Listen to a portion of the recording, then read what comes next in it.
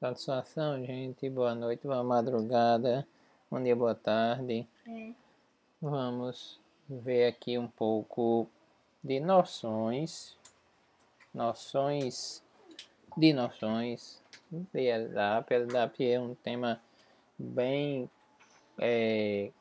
bem completo, podemos dizer desse jeito, né? Assim, então, o objetivo aqui não é nessa disciplina, né? Do mesmo jeito que para o FAR, o objetivo aqui não é ter um curso de LDAP, mas apenas apresentar algumas noções para que vocês consigam fazer o básico, entender o básico aí do funcionamento do serviço. Então, vamos seguindo aqui, são poucos slides. Bom, LDAP é um serviço que tem toda uma terminologia, uma nomenclatura em volta dele, tá? Eu deixei aqui, daqui a pouco eu vou mostrar para vocês um resuminho assim de nomenclatura, tá? Sobre LDAP, tá? Mas por hora vamos tentar nos concentrar aqui nos slides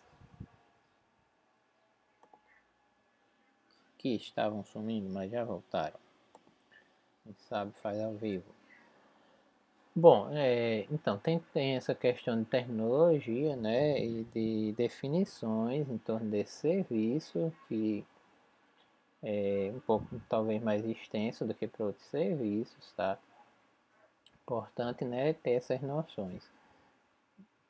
Como, por exemplo, né, que existe um conceito, né, que é de diretório de informação, tá? Esse diretório aí não é aquele diretório que é diretório pasta, né, de computador, né, de sistema de arquivo. Esse diretório aí é mais no conceito no sentido de conjunto, tá? Conjuntos de informações. Tá? Então, esse serviço de armazenamento de diretório de informações foi proposto, padronizado aí já há bastante tempo, dentro do padrão X500 de TUT. Na verdade, aqui tem uma série de padrões aqui que começam com X500, que são bem importantes, alguns bem importantes mesmo. Tá? E esses diretórios de informações seriam acessados, né, nesse modelo aqui do TUT por um protocolo chamado DAP, Directory Access Protocol. Essa padronização aqui, esses padrões, eles sofrem uma certa influência do próprio RMOS, tá? Dá isso, né? Para chegarmos na nossa internet, né? Implementação do que a gente tem aí como protocolo de aplicação da internet, da arquitetura TCP/IP, a gente tem o LDAP. Esse L aqui de leve, simplificado, lightweight, tá? É um conjunto grande de RFCs aí que padroniza esse cara. Essa aqui é vamos chamar assim, a principal, né? Assim, você abrindo ela, você vai ver a referência a todas as outras. E também coloquei aqui, tipo, como qualquer outro protocolo de aplicação, né, cliente-servidor da arquitetura de TCP/IP, ele utiliza aí, tem uma porta reservadazinha para ele, que é essa, a TCP/389. Bom, esses diretórios de informações, né, X500, eles possuem uma estrutura que é semelhante a uma árvore invertida, tá? Coloquei até em negrita aqui que não é um banco de dados relacional, tá? Esses diretórios X500, a estrutura deles não é semelhante a um banco de dados relacional, como o MySQL. Que é mais uma característica também aí, mas que é importante, né? Que a estrutura dos diretórios X500, né? E do próprio protocolo LDAP é muito otimizado para operações de leitura.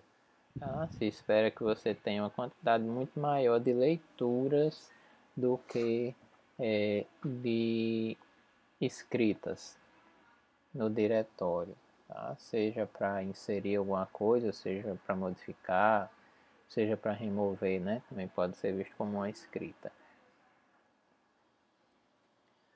Aí são só alguns exemplos, tá? Active Directory, OpenLDAP, o da Red Hat, tem esse e tem um que é o que vem no Fedora. Não sei se são iguais, depois eu mostro pelo menos o nome dele e o Samba 4. Active Directory e Samba 4, eles têm a parte de LDAP é uma das partes, né, do serviço, mas tanto o Active Directory como o Samba tem um conjunto de funcionalidades aí que é bem maior do que o de um serviço que seja puramente LDAP, como OpenLDAP. OpenLDAP eu botei aqui vermelhinho por ser talvez o mais conhecido aí quando se fala de software livre e é o que vem por padrão aí nos Linux baseados em Debian e seus parentes. Bom, esse aqui seria só para mostrar mais ou menos qual seria o conceito de árvore, né? Então eu teria aqui FRN, Senato de Atinf, professores e um conjunto de informações para cada professor.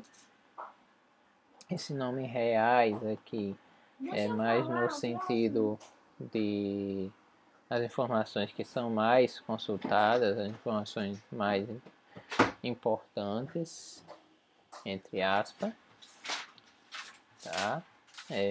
Tem algumas bolinhas aqui, né, que estão sem nada escrito, mas em um diretório LDAP, todos os carinhas aqui, estão representados por uma bolinha, por um retângulozinho, como esses outros aqui, eles todos contêm informações. E aí a gente vai começar a entrar aqui naquilo que eu falei, né? No final eu vou mostrar um resumão na terminologia do LDAP, que é bem peculiar dele. E aí eu já vou mostrar aqui mais pra frente, na verdade, com já uma nomenclatura bem de LDAP, tá? Então, cada nó, o que eu estou chamando de nó são as bolinhas ou os retângulos, né? Que eu coloquei aqui diferente, mas que pro LDAP eles são exatamente a mesma coisa. Coloquei só para destacar esses dois de baixo aqui, por eles terem informações assim finais, né? No caso aqui de um professor. Mas pro DAP, pro LDAP ou pro X500, eles são a mesma coisa, tanto o nó intermediário como o nó final, tá? E cada um deles é chamado de entry, ou entrada.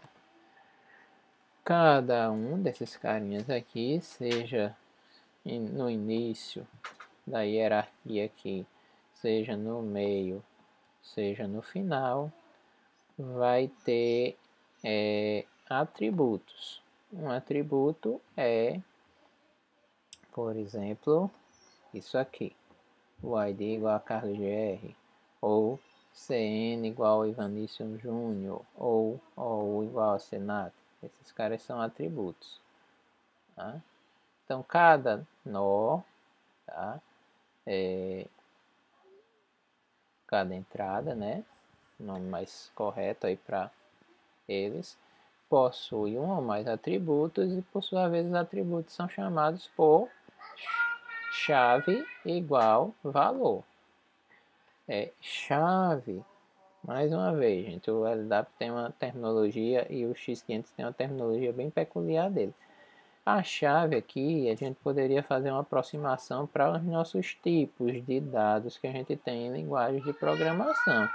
Só que os tipos aqui não é inteiro, string, real, tá? Aqui tem alguns exemplos, por exemplo, o tipo O, que é o nome de uma organização, OU, uma unidade de uma organização, DC, um componente de um domínio, mais voltado aí para domínio de internet, né? Um nome, um user ID, aí mais voltado para a parte de conta de usuário, né? E assim por diante. Então, Esses são os 3 dos conceitos principais, tá? Cada bolinha aqui, ou retângulozinho, é chamado de entrada, uma entry da base LDAP. Tá? Todas as entries possuem um ou mais atributos, e os atributos são assim, dessa forma: chave igual a um valor. Você pode fazer um caminho aqui dentro da base para mostrar o caminho completo, tá? de uma chave, né? Tá?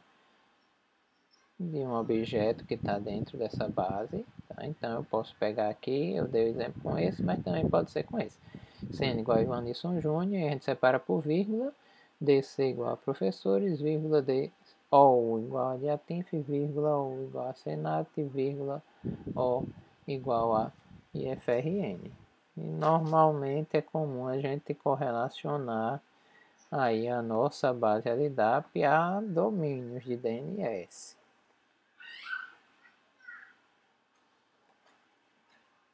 Já estamos aí no penúltimo termo que a gente tem de nomenclatura e de terminologia de OpenLDAP.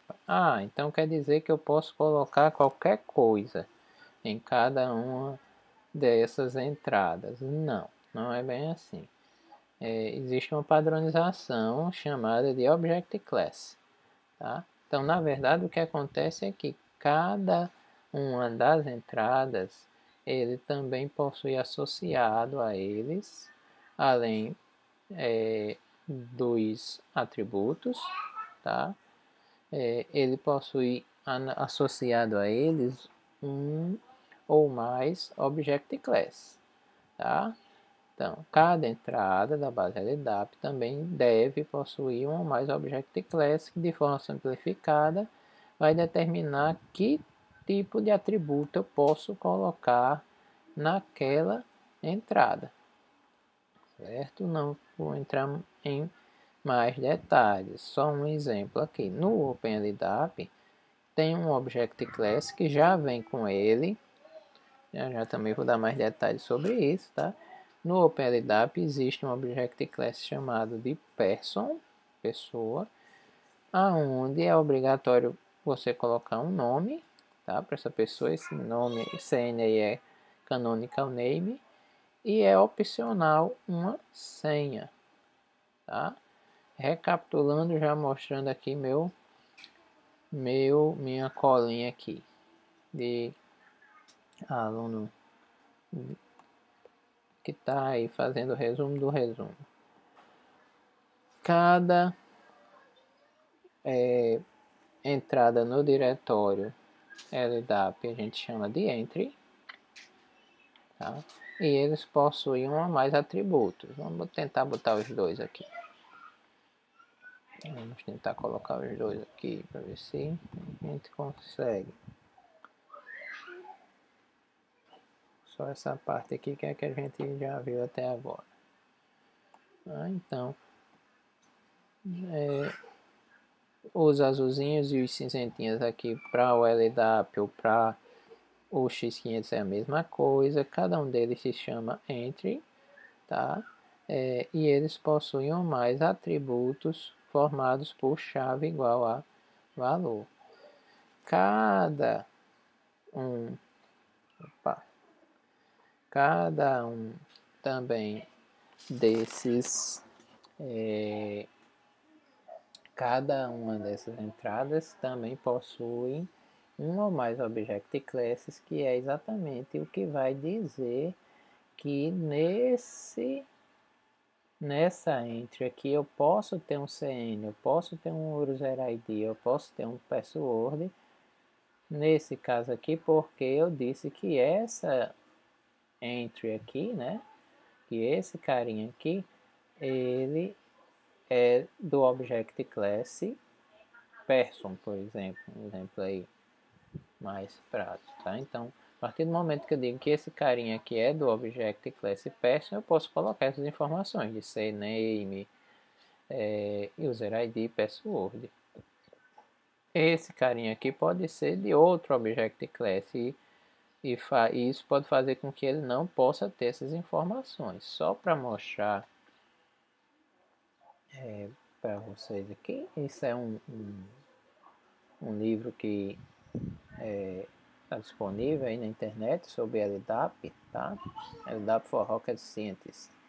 Só para mostrar aqui, eu vou deixar para depois vocês consultarem isso aqui, para mostrar aqui quais são os Object Classes que vêm por padrão no OpenLDAP, tá?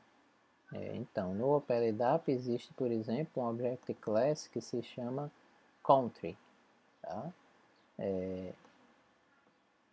Que é obrigado a ter um atributo chamado C. Então, vamos fazer um exemplo aqui. Se eu dissesse que essa bolinha aqui, ela é Object Class Country, só Object Class Country, então ela obrigatoriamente iria ter que possuir uma chave do C, né, igual provavelmente aí ao nome de um país. Tá? Essa lá de baixo possivelmente é, por exemplo, um person. Vamos tentar mostrar os dois aqui. Ah, não vai dar não. Tá? Mas essa aqui de baixo, ó, cinzentinha, provavelmente é uma entrada na minha base LDAP com o Object Class Person, que aí ela é obrigada a ter CN e SN e pode ter User Password, telefone número, also e Description. E aqui é só uma listinha, isso aqui não está completo, né? De Object Classes principais, tá? Mais comuns. Quando você instala, quando você faz apt-get, instala lá o OpenLDAP, por exemplo, tá? Sem configurar nada, tá?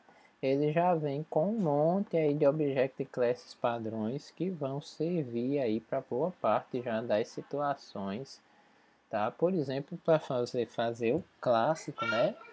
Que às vezes também o pessoal confunde o serviço de LDAP com isso, mas ele não é. O pessoal diz que muitas vezes já vi gente dizer que LDAP é um serviço que servia para autenticar usuários. Tá, serve, mas ele não é isso, né? Ele é o LDAP é um protocolo para consultar e modificar um diretório x500. Nesse diretório é comum realmente a gente armazenar nomes de usuários e senhas. E, portanto, pode ser utilizado para autenticação. É muito comumente utilizado para autenticação. Mas é errado a gente dizer que LDAP é isso, né? É um mecanismo de autenticação. Não é. Enfim, quando eu faço lá meu apt-get install OpenLDAP, só exemplificando com o LDAP, ele já tem lá um monte de Object Classes padrões que vão resolver minha vida para o uso mais corriqueiro aí do serviço de LDAP, tá? Só para mostrar aqui, né? Eu vou disponibilizar essas dicas aqui todas lá no Classroom. Para quem nunca instalou e configurou, fez a configuração básica de inserir alguma informação, enfim, o Hello World com um servidor OpenLDAP está bem legal aqui, bem didático nessa página do Ubuntu Server, tá? Aqui é a página do OpenLDAP mesmo, tem um manual dele aqui bem completo, mas eu não vou entrar em detalhes aqui. Esse livro aqui, que faz bastante tempo já aí que ele existe, mas vem sendo atualizado, tá? Ele não é desatualizado, apesar de já existir há bastante tempo. E aqui que eu estava buscando, que eu esqueci de dizer, esse é o serviço de diretório, né? De serviço de diretório não, a implementação de LDAP do Fedora. Tá? E aqui para terminar, é só esse exemplo aqui para fechar, né? O último slide também. Cadê? Aqui. Para fechar também com meu último slide. Tá? Também vai entrar aí o último termo, que é esse tal do esquema, que é simplesmente uma forma de eu definir ou criar novos Object Classes. Tá? Então, esquemas são parte da configuração de um servidor LDAP. Tá? Ele já vem como eu já tinha falado, quando você faz o apt-get e instala o OpenLDAP, ele já vem com vários esquemas e, por consequência, né, vários Object Classes padrões lá que já existem, tá? Mas nada impede de eu incluir ou até mesmo criar meus próprios esquemas para armazenar aí algum tipo de informação que não esteja prevista nos esquemas aí ou nos Object Classes padrões do OpenLDAP, tá? Não é coisa do outro mundo você criar isso é um arquivo texto, mas enfim, aí não vou entrar em detalhes escritos em uma linguagem chamada de ASN1, que é muito utilizada aí para várias coisas na internet. Eu coloquei só como curiosidade aqui, né? Também não vou entrar em detalhes, tá? Que a gente pode fazer isso no Asterisk, tá? O Asterisk a gente pode configurar ele todo para funcionar consultando uma quantidade grande aí de informações via LDAP, tá? Mas nos Object Classes lá, padrões do OpenLDAP, não tem assim um suporte legal a essas informações relacionadas à telefonia VoIP. Como é que eu resolvo isso? A Digium, né, criou seus próprios esquemas, né, e seus próprios Object Classes, tá? Aí não vou entrar em detalhes aqui, né, para não estar mostrando um sintaxe de um arquivo TXT grandão, mas enfim, inserindo esse esquema na configuração do servidor LDAP, é um comandozinho que você dá e está funcionando, tá? Você vai ter Object Classes para, por exemplo, poder definir, sei lá, qual é o número do ramal SIP do usuário e a senha desse ramal, o correio de voz, a senha do correio de voz e assim por diante. Então aqui o caso do asterisco foi só um exemplo para mostrar um cara aí conhecido e que tem aí seus próprios Object Class, né, para você inserir, se você for utilizar, né, desejar utilizar na configuração via LDAP, tá? É um exemplo de um tipo que não vem, né, não é um tipo de Object Class que não vem. Então, só para fechar aqui com o nosso resumão, tá, de terminologia, tá, do serviço. Vou mostrar mais uma vez aqui a figurinha que eu acho que eu fechei, mas vamos aqui de novo.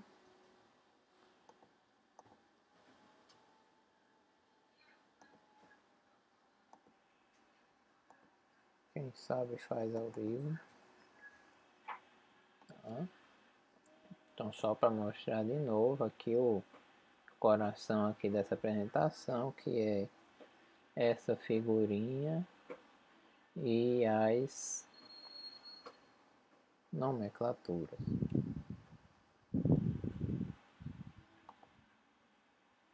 Tá? Tá? Então, cada carinho desses daqui, né, seja a bolinha ou retângulo cinza, a gente chama de entry. Eles possuem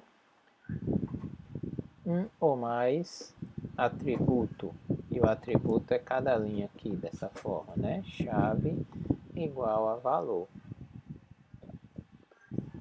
Quem determina que tipo de atributo eu posso ter em cada entry são os object class. Então eu associo, né, por exemplo, a essa entry aqui o object class person, por exemplo, e aí eu vou poder colocar CN, ID, password e assim por diante.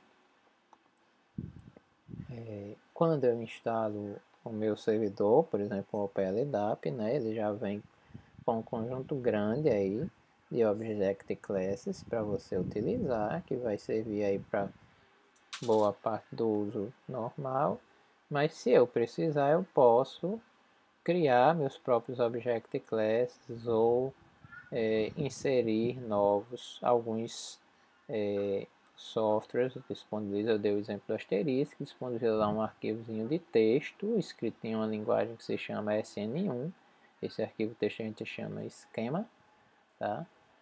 E aí com um comandinho que eu dou lá no terminal, eu insiro esse cara na configuração do meu servidor OpenLDAP e posso utilizar esses object classes que eu criei ou que eu peguei já aí criado por algum projeto de software, por algum cara aí, como o exemplo do Asterisk.